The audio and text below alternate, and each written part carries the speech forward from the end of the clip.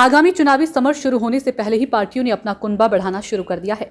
ऐसे में विपक्ष की प्रमुख पार्टी कही जाने वाली समाजवादी पार्टी भी अपना कुनबा बढ़ाने पर लगी हुई है, जिसके क्रम में आज समाजवादी पार्टी के मेरठ जिला कार्यालय पर ब्राह्मण और मुस्लिम समाज के सैकड़ों लोगों ने पार्टी की सदस्यता ग्रहण की। इस दौरान समाजवादी पार्टी के राष्ट्रीय सचिव अंकित शर्मा ने सत्ताधारी भारतीय जनता पार्टी पर जमकर निशाना साधा। साथ ही उन्होंने समाजवादी पार्टी से निकाली गई विधायक पूजा पाल का बयान पलटवार के और कांग्रेस पार्टी के प्रदेश अध्यक्ष अजय राय के आगामी एमएलसी चुनाव अकेले लड़े जाने को लेकर दिए गए बयान पर भी सफाई दी। उन्होंने कहा कि इंडिया गठबंधन मजबूती के साथ चुनाव लड़ेगा और कांग्रेस पार्टी के प्रदेश अध्यक्ष अजय राय ने जिस तरीके से पहले पंचायत चुनाव और एमएलसी चुनाव अकेले लड़ने का बयान दिया है, उससे इंडिया गठबंधन पर कोई असर पड़ने वाला नहीं और ये उनका अपना फैसला होगा, जबकि चुनाव लड़ने का फैसला कांग्रेस पार्टी के शीर्ष नेतृत्व के द्वारा लिया जाएगा। साथ ही उन्होंने कहा कि आगामी 2027 चुनाव में अखिलेश यादव को मुख्यमंत्री बनने के लिए ब्राह्मण समाज पूरी तरीके से कमर कसे हुए है। देखिए, सोचा ये है कि हमारे राष्ट्रीय अध्यक्ष जी का जिस तरीके से वो पीडीए को लेकर के चल रहे हैं, उसी सोच के साथ हम सभी पीडीए परिवार को बढ़ाने के लिए अग्रसर हुए हैं।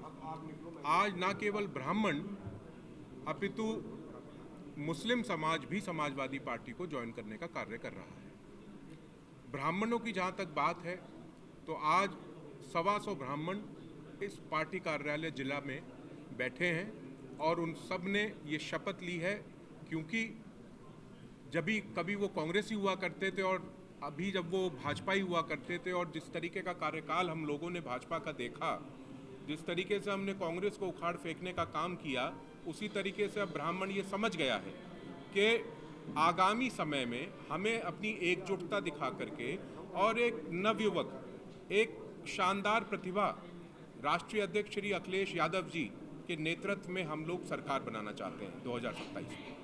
ये बताइए कि वहाँ दिक्कत क्या रही, क्योंकि आप तो दोनों कार्यकाल में मुख्यमंत्री रहे, प्रॉब्लम कहाँ है?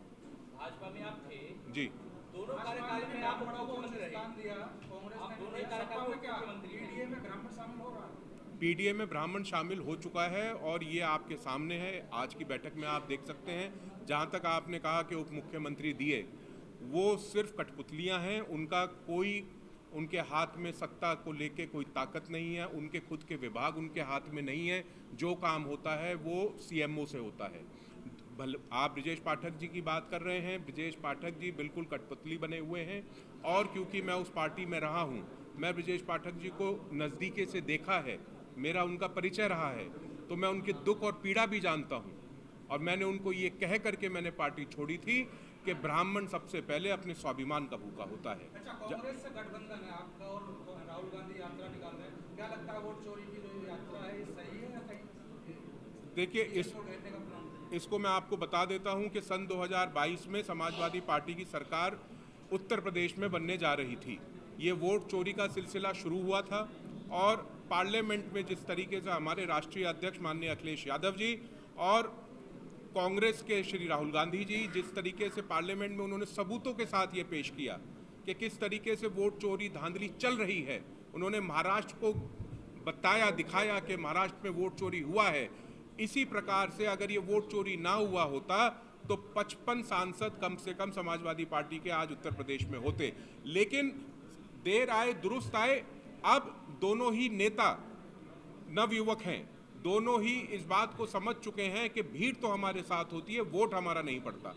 तो इस वोट चोरी की पोल खोलने के लिए अब हम सभी लोग बिहार चुनाव में लग जाएंगे और बिहार का नतीजा इस देश को ये बता देगा कि ये भाजपा किस कदर वोट चोरी करती है। और वोट चोरी करना, मैं समझता हूँ, किसी की हत्या करने से भी जघन्य अपराध है।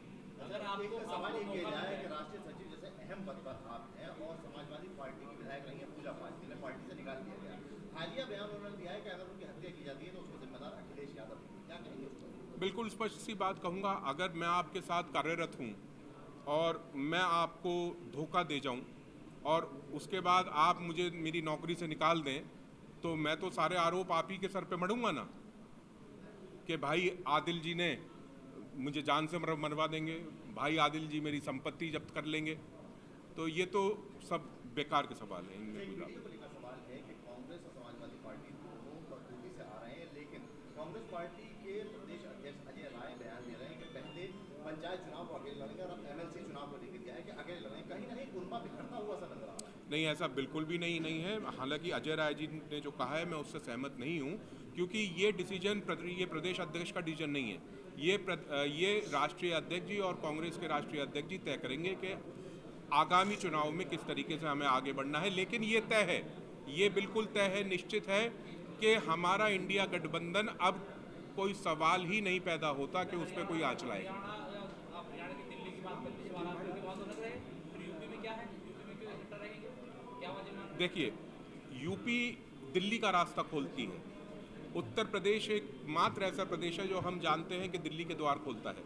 उत्तर प्रदेश सबसे बड़ा विधानसभा क्षेत्र पूरे देश में उत्तर प्रदेश है, सबसे ज़्यादा लोकसभाएं उत्तर प्रदेश से आती हैं। इसी कारण से हम बिहार में लगे हैं कि ये वोट चोरी रोकना हमारा लक्ष्य है। हमें इससे कोई फर्क नहीं पड़ता कि कौन कहाँ वोट डाल रहा है। मत अधिकार का प्रयोग आप एक बार कर सकते हैं, और जिस तरीके से एक मत का प्रयोग 6 बार हुआ है, अलग अलग राज्यों में हुआ है, इसे लोकतंत्र की हत्या और बाबा साहब के रचे हुए संविधान की हत्या ना कहा जाए तो इसमें और क्या कहा जाए। इसमें भाई आखिरी सवाल आपसे ये है कि अगर आपको मेरठ की किसी विधानसभा में लड़ाया जाए या आप लड़ना चाहें तो कौन सी विधानसभा होगी? देखिए, ये निर्णय राष्ट्रीय अध्यक्ष जी का है। मैं इच्छा बिल्कुल इसमें व्यक्त नहीं कर सकता, क्योंकि मैं एक साधारण कार्यकर्ता हूँ। राष्ट्रीय अध्यक्ष जी जब जो आदेश देंगे उसका मैं पालन करूँगा। मेरा काम है 2027 में समाजवादी की सरकार बननी चाहिए, राष्ट्रीय अध्यक्ष जी मुख्यमंत्री बनने चाहिए। ब्राह्मण समाज, हमारे बहुत वरिष्ठ डॉक्टर वेद प्रकाश शर्मा जी बैठे हुए हैं, जो भारत गौरव रत्न से भी सम्मानित हैं। ब्राह्मण समाज को आप ये मान करके चलिए कि दिल से समाजवादी से जुड़ता जा रहा है। चुनाव में समय है, मैं पूरे उत्तर प्रदेश का दौरा करूंगा, अपने बुजुर्गों को साथ लेके चलूंगा, नौजवानों को साथ लेके चलूंगा और ब्राह्मण को खड़ा करके एक वोट समाजवादी के पक्ष में डालने का काम करूंगा।